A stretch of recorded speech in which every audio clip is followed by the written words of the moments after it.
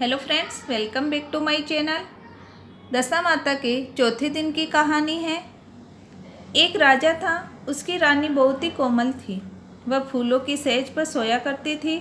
एक दिन सहज में एक कच्ची कली बिछ गई, जिससे रानी को नींद नहीं आई। राजा ने पूछा, प्रिय, आज तुमको नींद क्यों नहीं आती है? तो रानी बोली कि आज सहज में एक कच्ची कली रह गई है, वही मेरे शरीर में लग रही है, इसी से नींद नहीं आ रही। उसी समय दीपक हंसा। ये देखकर राजा ने उस दीपक से प्रार्थना की कि हे दीपक देव, कहो आप हंसे क्यों? कृपा करके भेद बताए।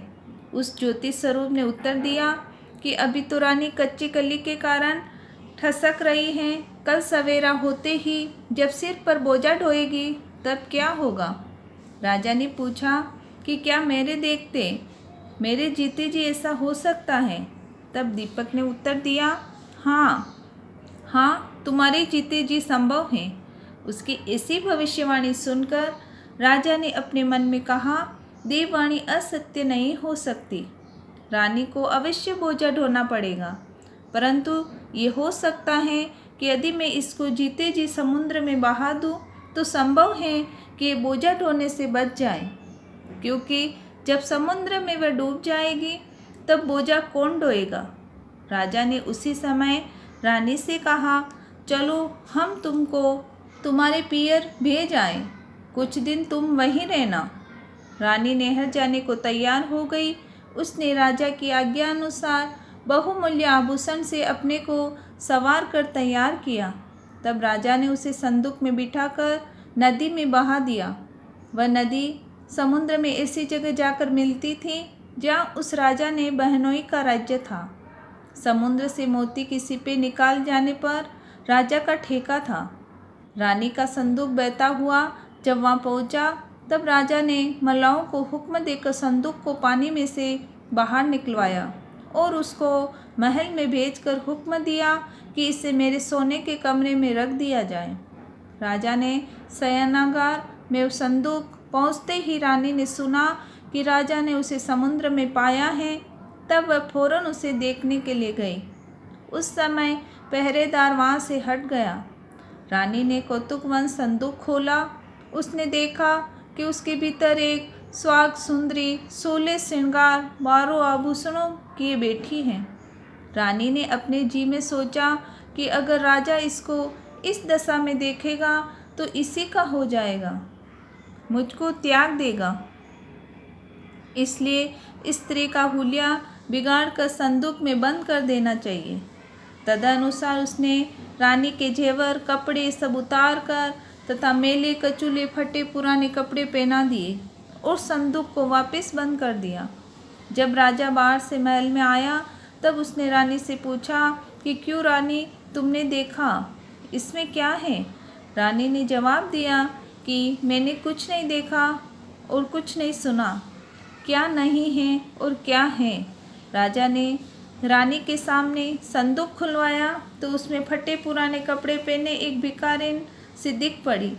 रानी ने कहा कि ये तो कोई निर्वासित भिखारिन है, इसको कारखाने में भिजवा दिया जाए, वहाँ लकड़ी ढोती रहेगी और खाना पाती रहेगी। राजा ने रानी के कहे अनुसार उसे कारखाने में भेज दिया। एक दिन रानी की सहेलियाँ नदी में स्नान करके दशा रानी के डोरे ले रही थी। एक डोरा अधिक था। वह इसी विचार में थी कि किसको दिया जाए। देवयोग में उसी समय वह लकड़ी वाली रानी वहाँ जा पहुँची। उन्होंने उनसे कहा कि बहन, यदि तुम कोई नीच वर्ण न हो तो हमारा डोरा ले लो। रानी ने कहा, मुझे घड़ा लेने से इनकार नहीं, परंतु मुझे तो खाने भर को मिलता नहीं, इसकी पूजा कैसे करूँगी? वह बोली कि तुम इसकी चिंता ना करो, हम रोज़ इस जगह स्नान करने आया करेगी और 9 दिन तक कथा कहेगी। तुम भी नित्य कथा सुन जाया करो। 10वें दिन पूजा होगी, तब तक दशा रानी चाहेगी तो अवश्य तुम्हारी दशा बदल जाएगी। तब रानी ने श्रद्धापूर्वक डोरा ले लिया। उसी दिन रानी के पति को ये चिंता उत्पन्न हुई कि रानी को संदूक में रखकर बहा तो दिया, परंतु उसका कोई समाचार नहीं मिला कि वो कहाँ है। किसी तरह उसकी टोह लगानी चाहिए। राजा एक नौका पर सवार होकर नदी द्वारा यात्रा करता हुआ अपनी बहनोई के यहाँ जा पहुँचा। संध्या को ब्यालू करके जब वह लेटने लगा तब बहन से बोला कि मेरे हाथ पैर बहुत दर्द हैं, किसी को दबाने के लिए बुला दो। तब उस रानी ने लकड़ी ढोने वाली भिखारिन को बुलाकर हुक्म दिया, आज की रात तू मेरे भाई के पैर दबा दे। वह बड़ी संकोच में पड़ गई। अपने जी में अनेक संकल्प विकल्प करती थी, पर पुरुष का शरीर छूऊं तो कैसे छूऊं। इधर रानी बराबर अपनी बात पर दबाव दे रही थी, इसलिए लाचार होकर उसे स्वीकार करना पड़ा। राजा के पैर दबाते दबाते रानी को उसके पांव का पदम दिख पड़ा। रानी चुपचाप रोने लगी और उसके आंसू राजा के पैर पर जा गिरे। तब उसने पूछा, क्यों दासी, तुम क्यों रो रही हो? तुम अपना भेद मुझे बताओ। मेरे कारण तुझे किसी प्रकार की हानि नहीं पहुँचेगी। तब वह बोली, जैसा पदम आपके पैर में है वैसा ही मेरे पति के पैर में था। पहले दिनों की याद आने से मुझे रुलाई आ गई। तब राजा बोला कि मैं समझ गया, अब तुम पैर मत दबाओ, आराम से सो। जो तुम्हारे भाग्य में लिखा था वह तुमको भोगना ही पड़ा।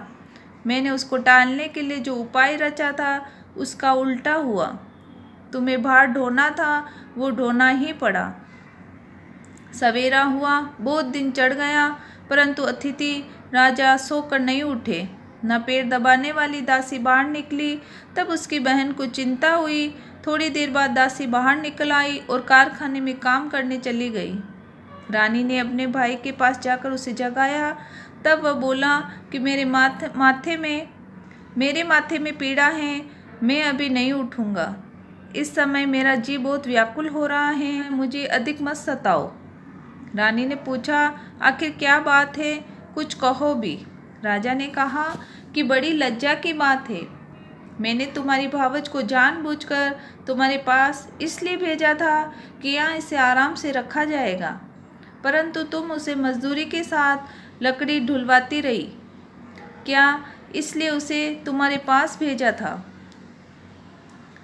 तब बहन बहुत लाचार होकर बोली कि भैया, ये तो एक संदूक में बंद हुई नदी में बहती आई थी, हमें क्या पता था कि ये मेरी भावज है। उसने फौरन ही अपनी दासी को भेजा और लकड़ी वाली को चुपचाप मेरे पास बुलाकर ले आओ। तब लकड़ी वाली आई तो उसने भावज के पैर पकड़े और विनीत भाव से माफ़ी मांगी। कुछ दिनों बहन के पास रहने के पश्चात वह राजा अपनी रानी को लेकर अपनी राजधानी लौट आया। रानी ने अपने महल में पहुंचकर सुहागिनों धूमधाम से दशा रानी के घड़े की पूजा की और गांव भर में ढिढोरा पिटवा दिया कि आज से अमीर गरीब सब दशा रानी के घड़े लिया करें, श्रद्धापूर्वक पूजा किया करें।